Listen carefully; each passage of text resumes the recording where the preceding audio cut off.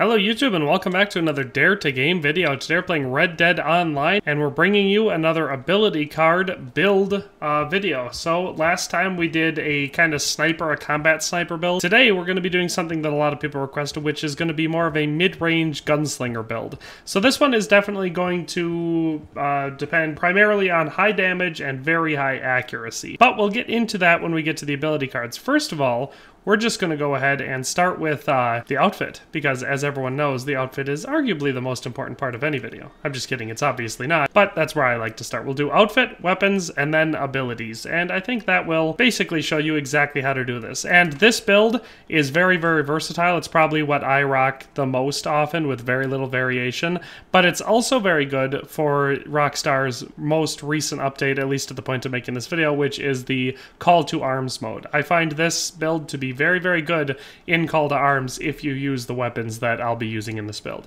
So let's just get into it with the outfit. So this is our outfit right here, and I did my absolute level best to make it look like some sort of a gunslinger without making it look like an all-black tryhard outfit. So hopefully I achieved that, but let's just go through it one item at a time. So for starters, I went with the black Kennedy hat, and I like this hat for a lot of reasons. For one thing, it's one of the best looking hats just overall in the game.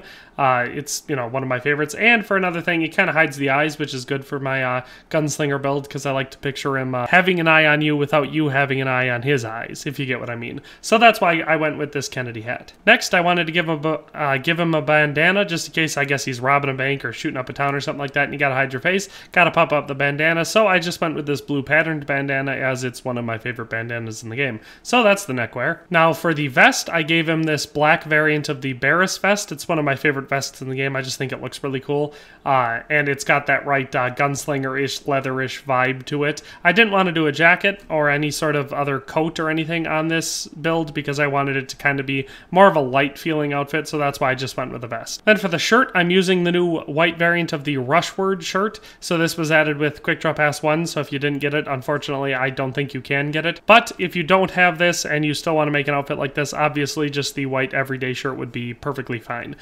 It looks almost exactly the same. And I'm going to keep this shirt collar closed, or as closed as this one can be, and I'm going to keep the sleeves rolled all the way down. Then for gloves, I like to use the black riding gloves. They're close cropped and they show a little bit of the wrist, and I just think they go really well with this build. So those are the gloves that we're going to be using. Then for the gun belt and the offhand holster, we're going to be using the Guerrero gun belt, and we're going to be using this kind of white and black variant. I think it looks kind of cool. I mean, the skulls are a bit much, but other than that, the pattern looks pretty cool. Then for the belt buckle, I'm going to be equipping the revolver headshot buckle, and the reason for that is because that is the name of the game when it comes to this outfit, getting headshots with revolvers. Then for the pants, I went with the brown Cabrera pants. Wanted to keep it so it wasn't all black, and I actually really like the Cabrera pants, so that's why I went with these. Then for the boots, I went with this brown variant of the Blackburn boots. I think they look pretty cool. And then for the spurs, I went with this reddish brown variant of the Western Rider spurs. I think they're understated and they match the outfit in a pretty cool way. So that is what our gunslinger is going to look like. As far as weapons are concerned, we're going to want to go with dual Navy revolvers, and obviously if you want to try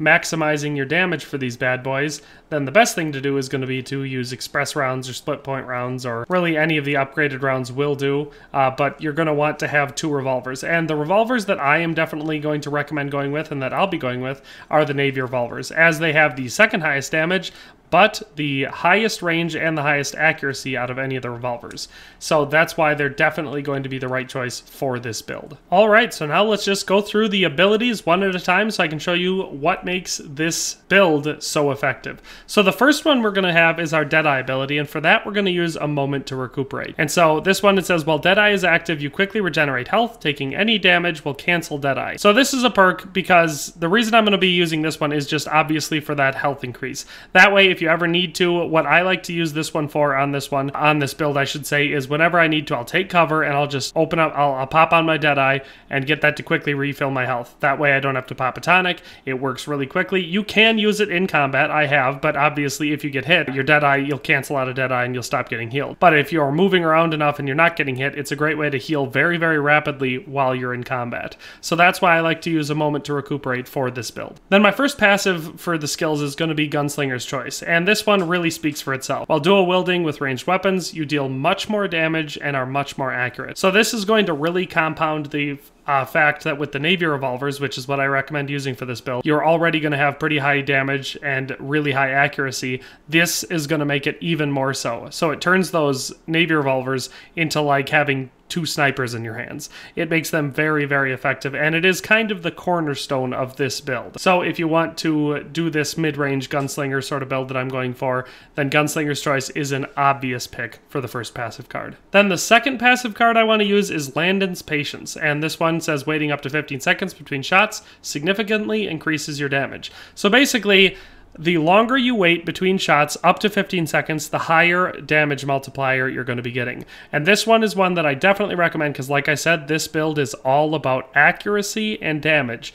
So you're going to want to be going for headshots because that's the best way to maximize damage. And you're going to want to make sure that you're waiting between shots so that your bloom is down at its smallest possible, so that way you're shooting the most accurate. And that is going to really help with Linde's Patience, because Linde's Patience is going to encourage you to wait longer between shots because it's going to make your damage much higher. So that way, even if you can't get headshots, maybe you're just going for body shots, but you wait 5 to 10 seconds between each shot, and I know that sounds like a long time, but it's definitely doable.